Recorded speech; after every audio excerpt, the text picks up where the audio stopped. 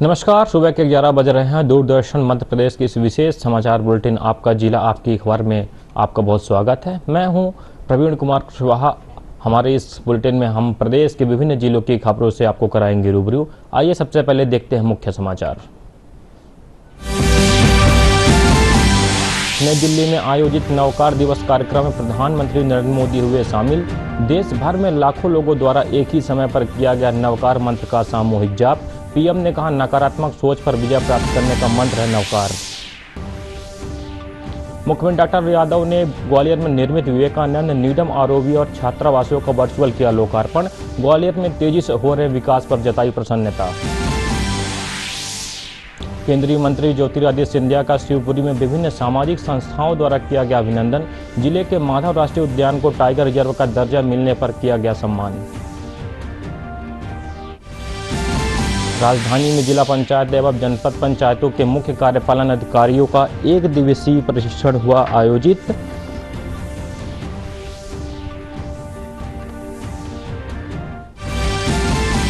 भोपाल के भारत भवन में मुख्य सचिव अनुराग जैन द्वारा सुसंस्कृति की सर्जना चित्र प्रदर्शनी का किया गया शुभारंभ। 20 अप्रैल तक चलने वाली प्रदर्शनी में प्रदेश की धरोहरों का किया गया प्रदर्शित।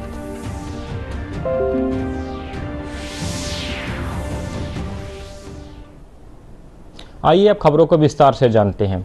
देश की धरती पर एक ऐतिहासिक और आध्यात्मिक दृश्य साकार हुआ। देश के दिल्ली, मुंबई और अहमदाबाद सहित लगभग सभी शहरों, नगरों, कस्बों और गांवों में एक साथ जैन श्रद्धालुओं द्वारा नवकार मंत्र का जाप किया गया। इस मौके पर नई दिल्ली में आयोजित कार्यक्रम में प्रधानमंत्री नरेंद्र मोदी शामिल हुए। इस दौरान एक साथ 25,000 से ज्यादा जैन श्रद्धालुओं द्वारा एक ही समय पर यहां नवकार मंत्र का जाप किया गया।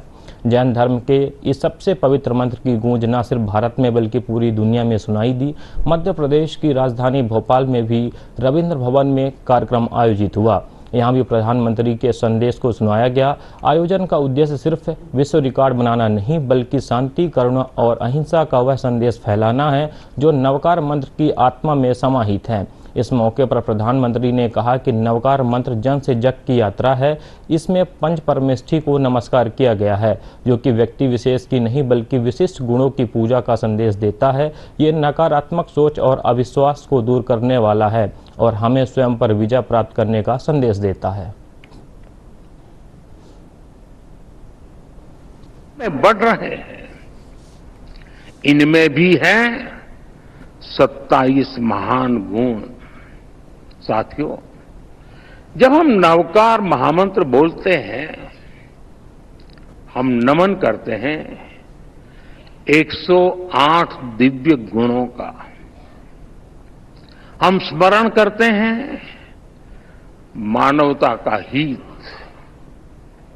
यह मंत्र हमें याद दिलाता है ज्ञान और कर्म ही जीवन की दिशा है, गुरु ही प्रकाश है और मार्ग वही है जो भीतर से निकलता है। नवकार महामंत्र कहता है, स्वयं पर विश्वास करो, स्वयं की यात्रा शुरू करो। दुश्मन बाहर नहीं है, दुश्मन भीतर है।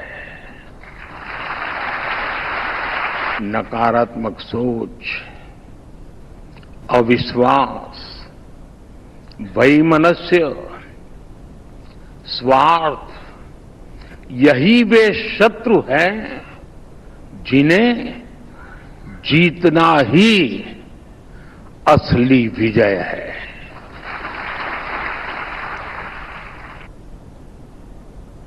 मुख्यमंत्री डॉक्टर मोहन यादव ने ग्वालियर में विकास कार्यों की गति की सराहना करते हुए कहा कि ग्वालियर आगरा 6 लेन एक्सप्रेसवे और वेस्टर्न बाईपास जैसे प्रोजेक्ट ग्वालियर को दिल्ली के समकक्ष बनाएंगे।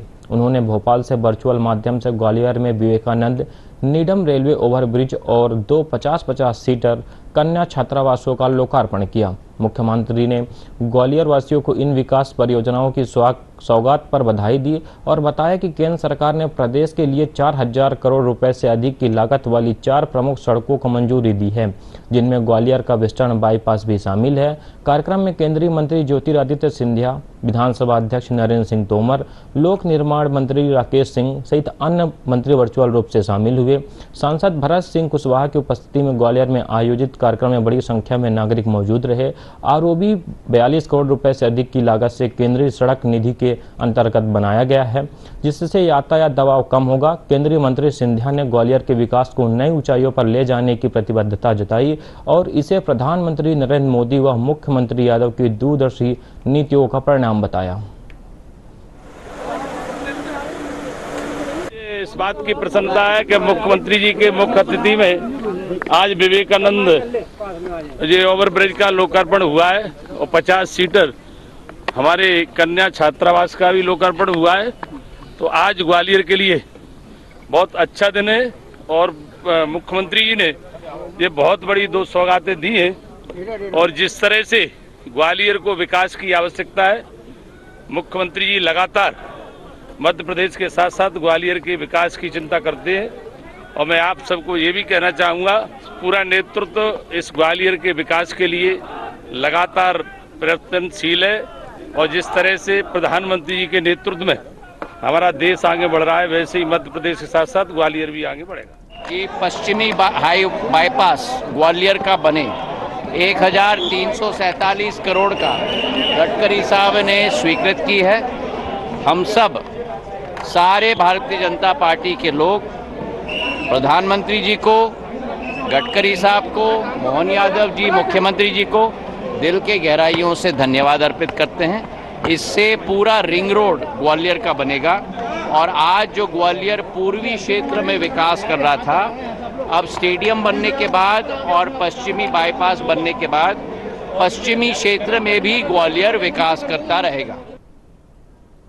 केंद्रीय संचार मंत्री ज्योतिरादित्य सिंधिया ने शिवपुरी में आयोजित सम्मान समारोह में कहा कि माधव राष्ट्रीय उद्यान में टाइगर आने के बाद अब इसकी गूंज राष्ट्रीय ही नहीं अंतर्राष्ट्रीय स्तर पर होगी।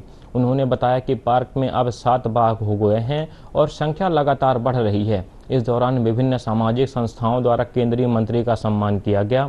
श्री सिंधिया ने कहा कि शिवपुरी में उनका पारिवारिक संबंध है और वह क्षेत्र के समग्र विकास के लिए प्रतिबद्ध हैं। उन्होंने मेडिकल कॉलेज की स्थापना को बड़ी उपलब्धि बताया और कहा कि 10 अप्रैल को पहला MBBS बैच पास आउट होगा, जिससे क्षेत्र का गौरव बढ़ेगा। इस दौरान केंद्रीय मंत्री ने रोड शो में भी भाग लिया।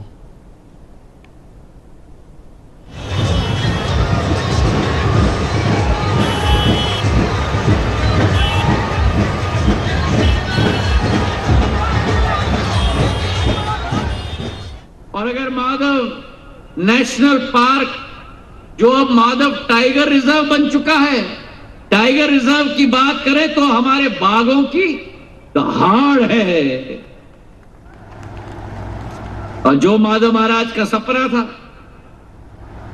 20वीं सदी में आकर ग्रीष्मकालीन राजधानी को एक स्वरूप दिया, सिंधिया राजवंश का नेशनल पार्क शिवपुरी में स्थापित हुआ। पर पिछले 30 सालों से हमारे सभी बाघ विलोपित हो गए और मैंने ठान लिया कि अगर शिवपुरी को हमें राष्ट्र स्तर के नक्शे पे नहीं, विश्व स्तर पर के नक्शे पे डालना है तो शिवपुरी में टाइगर रिजर्व स्थापित करके ही हम चैन की सांस लें। पंचायत एवं ग्रामीण विकास मंत्री प्रहलाद सिंह पटेल ने कहा कि जल गंगा संवर्धन अभियान में अंतर्गत पारंपरिक जल स्रोतों की पहचान कर उनके पुनर्जीवन के लिए पूर्ण प्रयास करें। इस अभियान में मनरेगा योजना और ग्राम पंचायतों की अहम भूमिका है। प्रहलाद पटेल ने मंगलवार को कुशाभाई ठाकरे सभागार में जिला पंचायत एवं जनपद पंचायतों के मुख्य कार्यपालन अधिकारियों के सह प्रशिक्षण कार्यशाला को संबोधित किया। मंत्री श्री पटेल ने कहा कि जल स्रोतों और नदियों के उद्गम स्थलों के संरक्षण के लिए विशेष प्रयास करने चाहिए। उन्होंने कहा कि नरसिंहपुर जिले में मां नर्मदा के तटों की सफाई के लिए अभियान चलाकर कार्य किया जा रहा है। इसी प्रकार जिला स्तर पर उन्होंने नदियों के तटों की सफाई के लिए विशेष प्रयास करने का आह्वान किया। उन्होंने ओरिएंटेशन कार्यक्रम में मनरेगा के तहत जल गंगा संवर्धन अभियान में चिन्हित मुख्य उद्देश्यों और लक्ष्यों की जानकारी दी। क्षेत्र मूल्यांकन कार्यों के प्रमुख सेटों को चिन्हित करने और प्रभाव मापने को कवर करने वाले SIPRI टूल का उपयोग करके कार्य योजना को सुविधाजनक बनाने के बारे में विस्तार से चर्चा की। इसके साथ ही अमृत सरोवर, खेत तालाब, खोदे गए कुओं के पुनर्भरण कार्यों की तकनीकी पहलुओं पर भी जानकारी दी गई। अपने ढंग से काम कर रहे हैं, लेकिन एक नदी के पुनरुद्धार के लिए या एक जल स्रोत के पुनरुद्धार के लिए बाकी जगह में ऐसा नहीं करना ठीक नहीं होता। और आखिरी बात मैं आपसे कहूँगा कि हम जब कभी पौधारोपण करते हैं तो नर्सरी वाला जो हमको देता है हम वही लगाते हैं। जल स्रोत के किनारे उसी जगह के लगे हुए वहीं की तरह के पौधे चाहिए जो पानी ना लें लेकिन पानी को इकट्ठा करें। ये चीजें कोई सामान्य व्यक्ति शायद नहीं कर पाएगा, सामान्य नहीं कर पाएगा, लेकिन जिस स्तर पर आप हैं आप उसको तय कर देंगे तो कुछ जिसकी ताकत नहीं है कि उसको। आयुष विभाग द्वारा एक जिला एक औषधि उत्पाद अभियान के अंतर्गत खंडवा कृषि विज्ञान केंद्र में 2 दिवसीय जिला स्तरीय कार्यशाला का आयोजन किया गया। कार्यशाला का उद्देश्य औषधि पौधों के महत्व को उजागर करना और स्थानीय स्तर पर उनके उत्पादन एवं उपयोग को प्रोत्साहित करना था। कार्यक्रम में जिले के विभिन्न स्वयं सहायता समूहों के प्रतिनिधि शामिल हुए। कार्यक्रम में जिले के विभिन्न स्वयं सहायता समूह के सदस्य, आयुष विभाग, कृषि विभाग तथा अन्य सामाजिक संस्थाओं के प्रतिनिधि उपस्थित रहे। कार्यशाला के प्रथम दिवस मुख्य रूप से सहजन पर केंद्रित रहा, जिसमें इसकी खेती, अनुकूल जलवायु, मृदा की गुणवत्ता, बीज चयन एवं पौधारोपण की विधियों पर चर्चा की गई।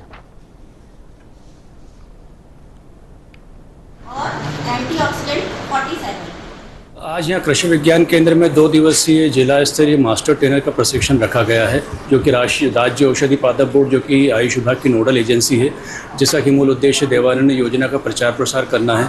और उसी स्तर पर हमने एक जिला एक औषधि उत्पाद सहजन, जो कि खंडवा जिले से खालवा और पंधाना ब्लॉक के लिए निश्चित किया गया है, और उसी को खालवा पंधाना के साथ साथ अन्य ब्लॉक में भी प्रशिक्षण के माध्यम से स्वयं सहायता समूह, वन विभाग, कृषक, FPO, संग्राहकों को हम एक आम जानकारी सहजन की कृषि किस प्रकार से हो सकती है, उत्पादन, उसका संग्रहण, उसका विपणन और उसकी प्रोसेसिंग किस प्रकार से की जा सके, इसके लिए आज हमारे यहाँ पर हॉर्टिकल्चर से प्रत्येक ब्लॉक से विकासखंड अधिकारी, प्रत्येक ब्लॉक से स्वयं सहायता समूह की महिलाएं, जिला आयुष विभाग के द्वारा भी प्रशिक्षण दिया जा रहा है, जिसका कि आगामी उपयोग जो होगा ब्लॉक स्तर पर स्वयं सहायता समूह और किसानों को मार्गदर्शन दिया जाना है। सहजन बहुत पौष्टिक है, इसका जो पूरा पौधा है पूरा उपयोगी है। इसकी पत्ती, फल और फूल, उसकी छाल और जड़, सारी चीज़ें उपयोगी है। हमने यहाँ कृषि विज्ञान केंद्र में सुरजनी की पत्ती का पाउडर बनाया और उस पाउडर से फिर सुरजनी के लड्डू बनाए, जो बहुत ही पौष्टिक होते हैं और ये कुपोषण के लिए बहुत लाभदायक है। और इसका हम 6 साल से कंटिन्यूएशन में इसका ट्रायल भी कर रहे हैं गांव में, और इसके बहुत अच्छे रिजल्ट देखने को मिले। भारत भवन भोपाल की रंग दर्शन दीर्घा में मंगलवार को पूर्व IAS अधिकारी आलोक श्रीवास्तव की एक एकल चित्र प्रदर्शनी संस्कृति की सर्जना का उद्घाटन मध्य प्रदेश के मुख्य सचिव अनुराग जैन ने किया। यह प्रदर्शनी 8 अप्रैल से 20 अप्रैल तक चलेगी, जिसमें उनकी 32 वाटर कलर पेंटिंग्स प्रदर्शित की गई है। इन चित्रों में मांडू, ओरछा, ग्वालियर सहित अमेरिका की पतझड़ ऋतु की खूबसूरती को उकेरा गया है। आलोक श्रीवास्तव ने बताया कि उन्होंने कोरोना काल में 47 साल बाद पेंटिंग दोबारा शुरू की और ऑनलाइन ट्यूटोरियल्स के जरिए वाटर कलर तकनीक सीखी। यह उनकी भोपाल में पहली प्रदर्शनी है, जबकि इससे पहले दिल्ली के इंडिया इंटरनेशनल सेंटर में भी उनकी प्रदर्शनी लग चुकी है। 2 लाइन का संदेश भेजा और उन्होंने ये भी नहीं पूछा कि क्या कार्यक्रम है, कैसे होगा, कौन करेगा। मैं आपका भी बहुत आभारी हूँ। जब कोविड का प्रकोप हुआ और लॉकडाउन हुआ तो उस समय मेरे मन में एक उत्कंठा जागी कि जल रंगों में चित्रकारी की जाए। तो YouTube के माध्यम से और इंटरनेट पे काफ़ी और भी सामग्री उपलब्ध है। उस सब को मैंने देखा, समझा, जो अलग अलग टेक्निक हैं, और उन सबको मिला के मैंने कुछ प्रयास किया है, जो यहाँ भारत भवन में प्रदर्शनी के रूप में संजोया गया है। तो रिटायरमेंट होने के बाद उन्होंने अपनी जब वाटर पेंटिंग शुरू की और हम लोगों को अपने ग्रुप में देखने को मिला, तो देख के हमें लगा पहली बार कि आदमी में इतना टैलेंट छिपा हुआ था। और आज मुझे लगता है कि बहुत अच्छी बात है कि उन्होंने अपनी ये काम शुरू करने के 3-4 साल बाद ये प्रदर्शनी यहाँ पर लगाई है। उससे उनकी इस कला को पूरे शहर को देखने को मिलेगा, जानने को मिलेगा। इस कला की खासियत है कि ये नेचर के ऊपर है और इसमें कई चीज़ें ऐसी हैं जो कि मध्य प्रदेश के टूरिज़्म को प्रमोट करने के काम में भी आती हैं। बिल्कुल हूबहू जो आप उस जगह का फ़ोटो देखते हैं, ग्वालियर फोर्ट का देखिए, मांडू का देखिए या कान्हा का देखिए, ओरछा का देखिए, वो बिल्कुल हूबहू वही की वही चीज़ आपको इस वाटर कलर की पेंटिंग में। ये अपने आप में एक बहुत अद्भुत कला का प्रदर्शन है और मुझे आज ये देख के बहुत खुशी और संतोष है। आलोक जी की एग्जीबिशन देख के बहुत प्रसन्नता हो रही है। बहुत ही अच्छा काम किया उन्होंने और काबिल तारीफ़ है। और रिटायरमेंट के बाद उन्होंने अपने आप को इसमें बिजी कर लिया है, ये और अच्छी बात है और हमारी शुभकामनाएं उनको। Thank you so much. Bundelkhand अंचल के लोक नृत्य राई को अंतर्राष्ट्रीय पहचान दिलाने वाले महान लोक कलाकार एवं बुंदेली गौरव पद्मश्री राम साहेब पांडे का मंगलवार सुबह 92 वर्ष की अवस्था में निधन हो गया। उन्होंने सागर स्थित एक निजी अस्पताल में अंतिम सांस ली। वे पिछले कुछ समय से अस्वस्थ चल रहे थे और उपचाररत थे। उनके निधन से समूचे बुंदेलखंड अंचल में शोक की लहर दौड़ गई। जनप्रतिनिधियों, प्रशासनिक अधिकारियों, कलाकारों और आम नागरिकों ने उन्हें भावभीनी श्रद्धांजलि अर्पित की। सागर विधायक शैलेंद्र जैन, जिला पंचायत अध्यक्ष हीरा सिंह राजपूत, नगर निगम अध्यक्ष समेत अन्य जनप्रतिनिधियों के साथ साथ प्रशासन की ओर से अपर कलेक्टर रुपेश उपाध्याय, एसडीएम अदिति यादव, तहसीलदार प्रवीण पाटीदार, संस्कृति मंत्रालय भोपाल की ओर से डॉक्टर जुगल किशोर नामदेव और मीडिया जगत के प्रतिनिधियों ने पुष्पांजलि अर्पित कर उन्हें श्रद्धांजलि दी। पद्मश्री पांडे ने राई नृत्य को केवल एक लोक कला न मानकर उसे बुंदेलखंड की आत्मा का रूप माना और उसे देश विदेश तक पहचान दिलाई। इसी अद्वितीय योगदान के लिए भारत सरकार ने उन्हें पद्मश्री सम्मान से विभूषित किया था। उनकी अंतिम यात्रा में बड़ी संख्या में लोग शामिल हुए, जिनमें स्थानीय कलाकार भी मौजूद रहे। इन कलाकारों ने राई नृत्य की प्रस्तुति देकर अपने प्रिय गुरु को विदाई दी।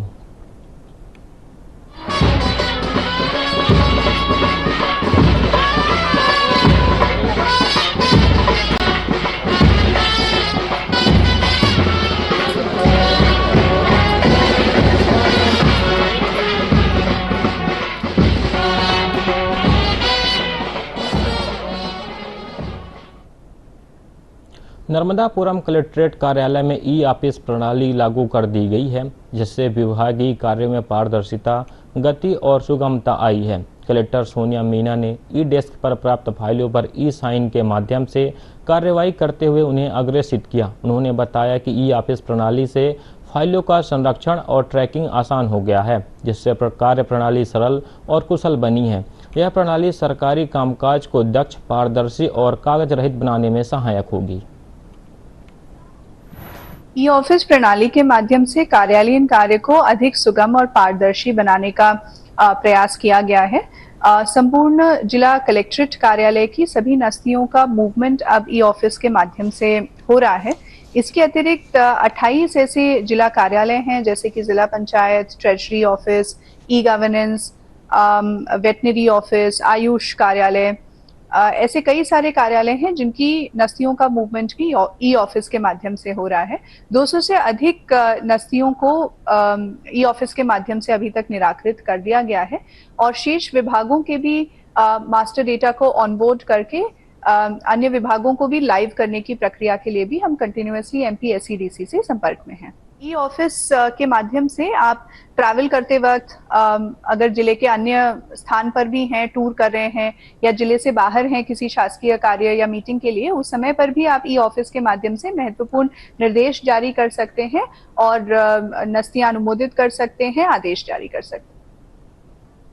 मुख्यमंत्री डॉक्टर मोहन यादव ने सहकारी समितियों में पारदर्शिता बढ़ाने और जन विश्वास बनाए रखने के लिए सभी प्राथमिक कृषि साख सहकारी समितियों का दिसंबर 2025 तक 100% कंप्यूटराइजेशन सुनिश्चित करने के निर्देश दिए। जून 2025 तक समितियों का ऑडिट पूर्ण कर किसानों को SMS के माध्यम से जानकारी उपलब्ध कराई जाएगी। उन्होंने अल्प सेवित पंचायतों में नई समितियों के गठन, पारंपरिक कार्यों के साथ साथ जन उपयोगी सेवाओं की शुरुआत और सहकारी समितियों में cooperative public private partnership model को अपनाने पर बल दिया। साथ ही सहकारिता में नवाचार जैसे ड्रिप इरिगेशन, ग्रेडिंग, पैकेजिंग, जंगल सफारी और खाद्य प्रसंस्करण को बढ़ावा देने के लिए निर्देश भी दिए।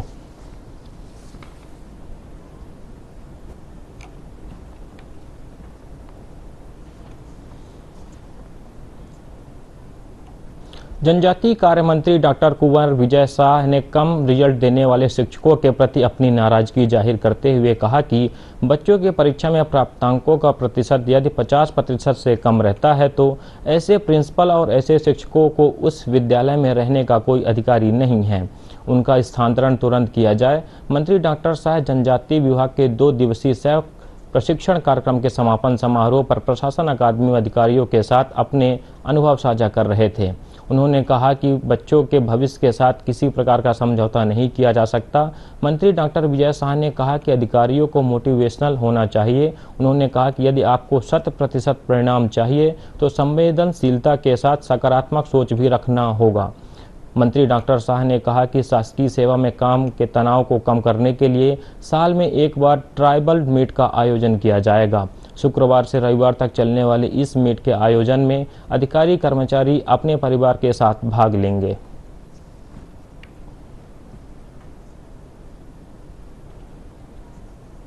प्रदेश के सिंगरौली जिले में पुलिस अधिकारियों को नवीन आपराधिक कानूनों के प्रभावी क्रियान्वयन के लिए विशेष प्रशिक्षण दिया जा रहा है। पुलिस मुख्यालय सिंगरौली में आयोजित 3 दिवसीय कार्यशाला का शुभारंभ सोमवार को SP मनीष खत्री ने किया। इस कार्यशाला का उद्देश्य पुलिस कर्मियों को नए आपराधिक कानूनों के प्रति दक्ष बनाना है ताकि अपराधों की विवेचना त्वरित और सटीक हो सके। कार्यशाला के दौरान CSP पुन्नू सिंह परस्ते ने अपराध स्थल पर साक्ष्य संकलन की सावधानी और FSL नियम एवं वैज्ञानिक विश्लेषण के महत्व पर जानकारी दी। उन्होंने कहा कि साक्ष्य का सही संकलन अदालत में अपराधी को कठोर सजा दिलाने में मदद करता है। SP मनीष खत्री ने बताया कि नए आपराधिक कानूनों और साक्ष्य संकलन के सही तरीकों को समझाना पुलिस कर्मियों के लिए बेहद जरूरी है। उन्होंने बताया कि जो जितनी बारीकी से इन नियमों को समझेगा उसे विवेचना में उतनी ही सहूलियत होगी। यह प्रशिक्षण सिंगरौली पुलिस को आपराधिक खिलाफ त्वरित और कार्रवाई में सक्षम बनाएगा। कौन सी आबकारी की टाइमिंग होती है उसमें पहले आपका अपराध टाइम नहीं होता है या कि आपका NDPS है या फिर कोई नवीन आपराधिक कानूनों के प्रभावी क्रियान्वयन के लिए सिंगरौली पुलिस द्वारा प्रशिक्षण सत्र रखे गए हैं। पुलिस मुख्यालय के निर्देश पे 3 दिवसीय कार्यशालाएं लगातार आयोजित की जा रही हैं, जिसका प्रारंभ हुआ है। इसमें कुल करीब 16 निरीक्षक, उप निरीक्षक, इसमें जो चौकी प्रभारी और इसके अतिरिक्त जो ASI हैं वो करीब 110 हैं, हेड कांस्टेबल करीब 225 हैं। कुल 450 पुलिस के जो अनुसंधानकर्ता एवं जो पर्यवेक्षण अधिकारी हैं उनका प्रशिक्षण सत्र नवीन आपराधिक कानूनों पे रखा। मुख्यमंत्री डॉक्टर मोहन यादव की अध्यक्षता में राज्य मंत्री परिषद की अहम बैठक मंगलवार को संपन्न हुई। बैठक से पहले मुख्यमंत्री ने मंत्री परिषद के सदस्यों को संबोधित किया। इस दौरान CM ने बताया कि प्रधानमंत्री नरेंद्र मोदी 11 अप्रैल को अशोकनगर जिले में स्थित आनंदपुर ट्रस्ट आश्रम में पधार रहे हैं। वहीं केंद्रीय गृह तथा सहकारिता मंत्री अमित शाह का भोपाल आगमन 13 अप्रैल को हो रहा है। बैठक के बाद उप मुख्यमंत्री राजेंद्र शुक्ल ने प्रेस वार्ता कर कैबिनेट के फैसलों की जानकारी दी। इस दौरान उन्होंने बताया कि सरकार 14 अप्रैल को डॉक्टर भीमराव अंबेडकर जयंती को खास बनाने जा रही है। अंबेडकर नगर में एक भव्य कार्यक्रम का आयोजन होगा।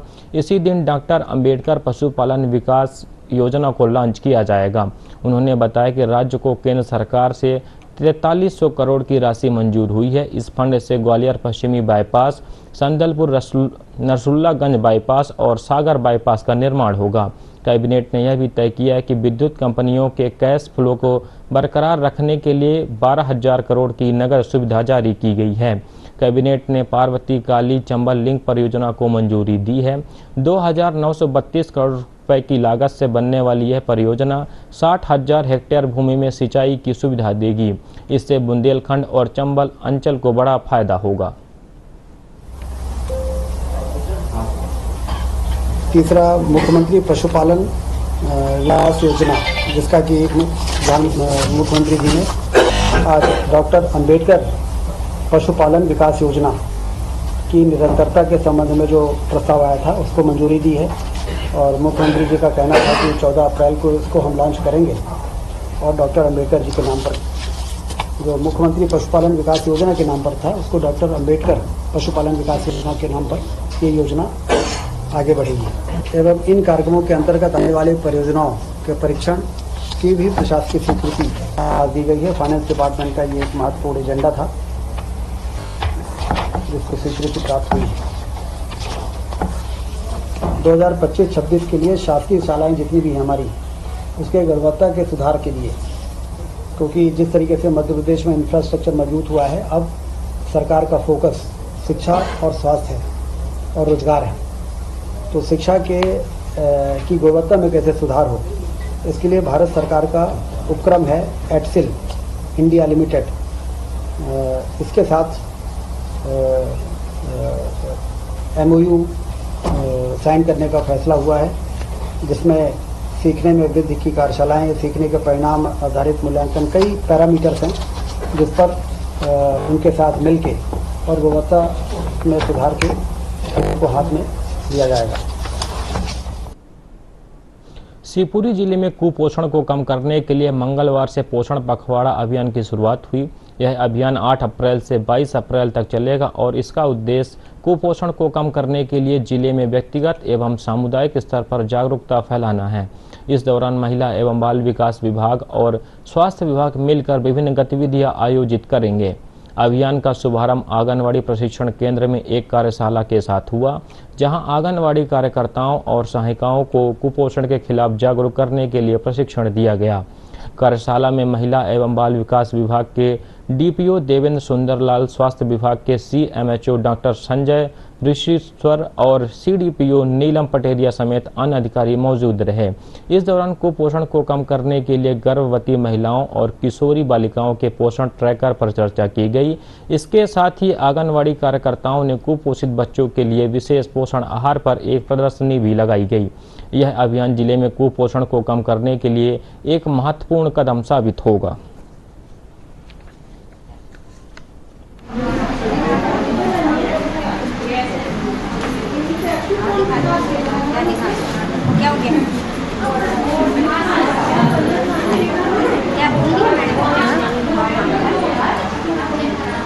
ये पोषण पखवाड़ा है जो 8 अप्रैल से 22 अप्रैल तक चलेगा। हमारी माननीय मंत्री जी ने अभी वेबकास्ट के माध्यम से इसका 12 बजे उद्घाटन किया है और हमारे जिले, न केवल जिले, पूरे प्रदेश में सभी आंगनवाड़ी कार्यकर्ताओं द्वारा और हमारे जो क्षेत्रीय अमला है सबने। बुलेटिन के आखिरी में मुख्य समाचार एक बार फिर। दिल्ली में आयोजित नवकार दिवस कार्यक्रम में प्रधानमंत्री ने देश भर में लाखों श्रद्धालुओं द्वारा एक ही समय पर किया गया नवकार मंत्र का सामूहिक जाप। PM ने कहा, नकारात्मक सोच पर विजय प्राप्त करने का मंत्र है नवकार। मुख्यमंत्री डॉक्टर मोहन यादव ने ग्वालियर में निर्मित विवेकानंद नीडम ROV और छात्रावासों का वर्चुअल लोकार्पण। ग्वालियर में तेजी से हो रहे विकास पर जताई प्रसन्नता। केंद्रीय मंत्री ज्योतिरादित्य सिंधिया का शिवपुरी में विभिन्न सामाजिक संस्थाओं द्वारा किया गया अभिनंदन। जिले के माधव राष्ट्रीय उद्यान को टाइगर रिजर्व का दर्जा मिलने पर किया गया सम्मान। राजधानी में जिला पंचायत एवं जनपद पंचायतों के मुख्य कार्यपालन अधिकारियों का 1 दिवसीय ओरिएंटेशन कार्यक्रम आयोजित। मंत्री प्रहलाद पटेल ने जल स्रोतों और नदियों के उद्गम स्थलों के संरक्षण को बताया आवश्यक। और भोपाल के भारत भवन में मुख्य सचिव अनुराग जैन द्वारा संस्कृति सर्जना चित्र प्रदर्शनी का किया शुभारंभ। 20 अप्रैल तक चलने वाली प्रदर्शनी प्रदेश धरोहरों को किया गया प्रदर्शित।